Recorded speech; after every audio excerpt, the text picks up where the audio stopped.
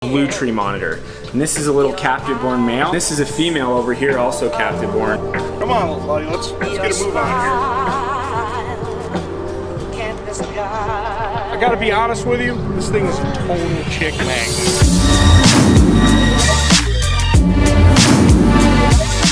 Hey, good morning, everybody. Welcome to the vlog. How'd you sleep last night, RJ? Literally, I just let him have the run of the room, and he sleeps with me right in the bed. He is an amazing animal. Well, we're about to head over to Forrest's house to see some amazing animals. I don't know what the day has in store for us, but it's going to be absolutely epic. So I'm going to go ahead, get RJ ready, and we're going to head out.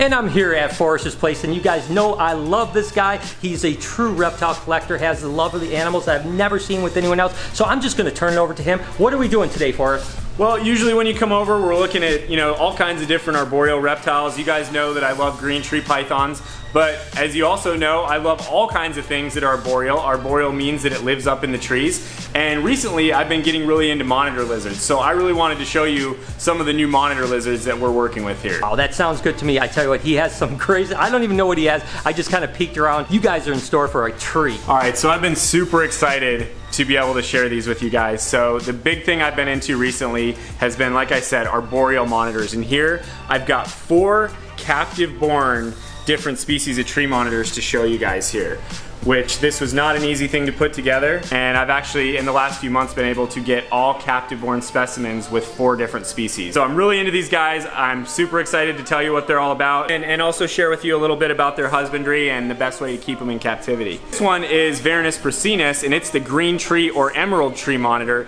And these guys have beautiful blue coloration, green underneath, a lot of black on them. And these are probably the most common species of tree monitor that you're gonna find at reptile shows or even in some pet shops. Of the 4 species of tree monitors that you're going to see here today, these are probably the most difficult to keep. They're very prone to stress and not really the type of animal you typically want to be handling a lot, although this one I've raised from a little baby and it's actually pretty bold and doesn't mind being handled. One of the things I absolutely love about visiting Forrest is just his kind of passion for the animals. I mean, there's not a lot of people that I think are on my level of just kind of absolute obsession about this, but he's so amazing and he's so knowledgeable and again, so diverse. He wants to keep so many different things and he really wants to understand the best for them. So it's going to be really fun to continue to learn about his kind of interest, especially in monitor lizards. But you got to remember, he keeps green tree pythons and emerald tree boas and Amazon tree boas and corn snakes and all kinds of other stuff. His latest obsession is monitors, and much like me, when he gets into something, he really gets into it. So let's get back to Forrest, see what else he's going to show us. So these guys, of all the tree monitors, actually have the mildest disposition and they don't really mind handling. A lot of times they'll crawl out onto your hand.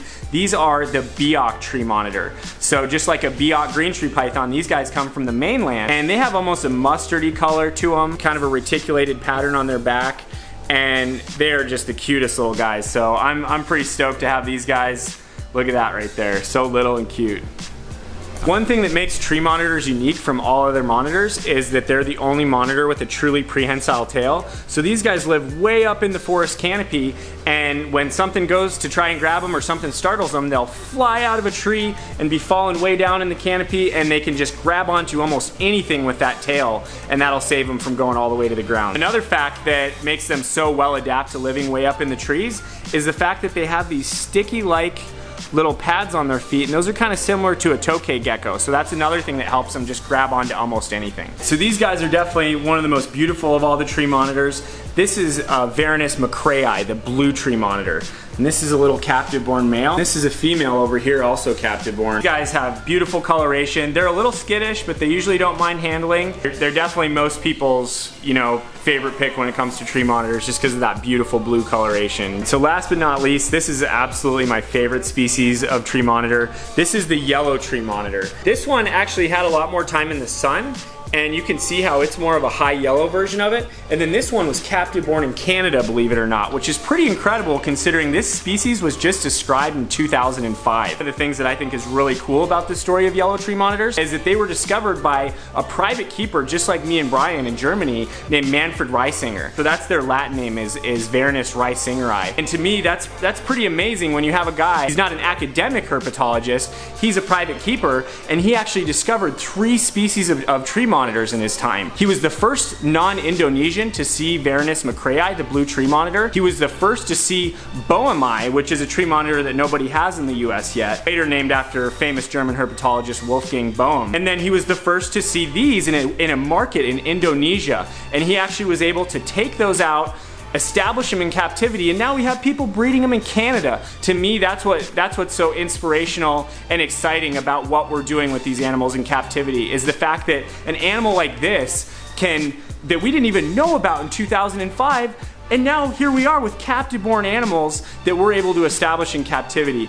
That's what makes this so awesome, and that's what kind of inspires me to keep going out there and chasing rare and new exciting species. Now that we're wrapped up with all these amazing tree monitors, he actually has a species of monitor lizard that I think is the best and coolest monitor lizard on the planet, and so does he. So let's go ahead and see what it's all about. This is an animal that I've been beyond excited to show you guys. To me, this is probably the most special reptile I've ever had the opportunity to share my life with. This girl's name is Kilo. She's a captive-born croc monitor. For you guys that aren't super familiar with croc monitors, or is in Indonesia as they call them, the tree crocodile, they are a species of monitor that lives up in the trees. Some people say they're the longest lizard in the world, and they're the second largest lizard in the world, only to the Komodo dragon. So these guys get really big. They have a pretty nasty bite, so a lot of times, you know, they're not the most handleable or tractable lizards, but this one was born in captivity. That's what makes it so special. I got this from my buddy Joe as a baby, and as you can see, it's just so accustomed to handling. I can touch it, you know, I can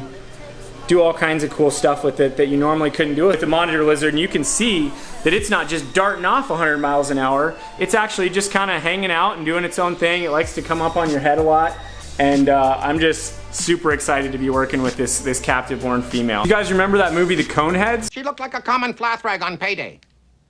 Well, this is the lizard version. This is the serrated conehead lizard.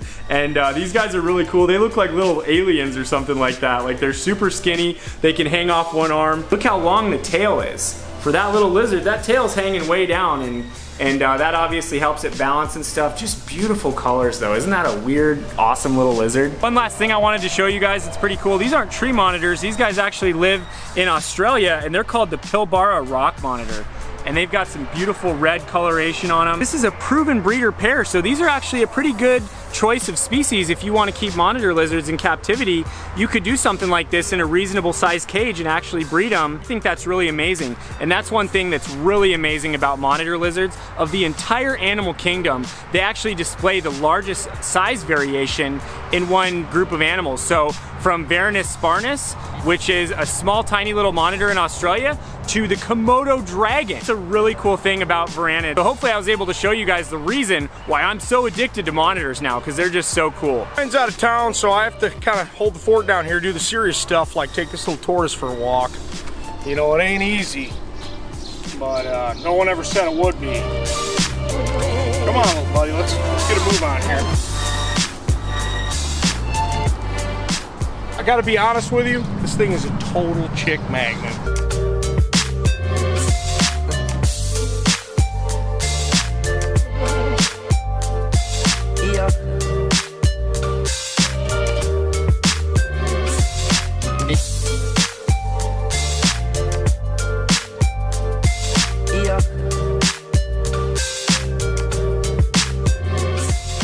Hey guys, guess what? Brian's out of town and a box shows up. I'm guessing it's a box of shoes. It is. Not yeah, 100% it's shoes. Yeah. So we're gonna open it so I can see what exactly I'm mad about. I don't know what it is either. So it's an Adidas box. You can check it. Great. Open It's it probably up. more ugly sweater shoes. Ooh, ugly sweater. No, these are actually pretty cool. Nailed it. Triple black Adidas Ultra Boost. God. I mean, could you get them any more in my face? I mean, I'm just getting them in the camera. It's not about your face. No, it is about my face. They're straight in my face. All right. Yes. Lovely. Okay. So let's see. I don't even want to know how much these hideous things he paid for, but the only thing I will give them is they are black. They won't get dirty. They look, yeah, exactly. They'll last a little bit longer than every other one he has. So I guess I won't be that mad, but they're still ugly sweater shoes. I just don't understand. Agreed. I'm not gonna lie, guys. When I headed to Forrest, I intended on only being here for a few hours and then we're gonna head to St. Louis. We ended up spending the whole day just kind of playing with the animals and having a great time here. So I'm gonna stay in Indianapolis one more night with RJ, of course, in my bed as usual. Why not? And then we'll head off to St. Louis tomorrow. All right, guys, so I'm back at the hotel room. RJ is just kind of hanging out in the hotel. I'll let him stretch out. I'll probably pour him a bath and let him get a little bit of water time today. We are gonna head to St. Louis tomorrow. Gonna be an absolutely epic day. What an amazing collection that Forrest has. I just love spending time at his place. He's so inspirational and so passionate about what he does. And although this trip is gonna get extended for a day, it was totally worth it to spend time with such amazing animals. And I hope that you guys enjoyed spending time with those guys. Thank you as always for tuning in, and thank you for all your support. You guys mean the world to me. I really, truly do love you guys so much. Let's do a couple things before we get out of here. Smash that like button, turn the post notification on, comment down below, because I love reading your comments. Make sure you do what you love and love what you do. I promise I'm going to see you guys tomorrow.